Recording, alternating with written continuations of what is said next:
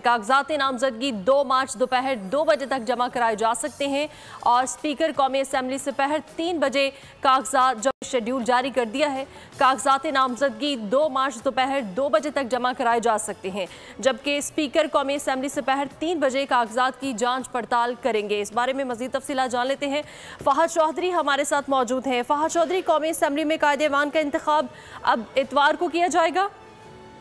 जी बिल्कुल, कौमी असम्बली में कायदे-ए-मान यानी वज़ीर आज़म का इंतखाब इतवार के रोज़ होगा और इसके लिए कागजात नामजदगी जो है वो 2 मार्च दोपहर 2 बजे तक सेक्रेटरी कौमी असम्बली के पास जमा करवाने होंगे।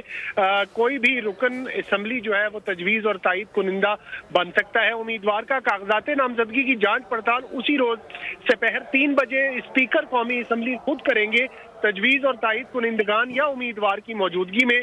और इलेक्शन जो है वज़ीर आज़म का वो इतवार के रोज़ होगा और ये डिवीजन ऑफ हाउस के तरीक़ाकार के तहत होगा।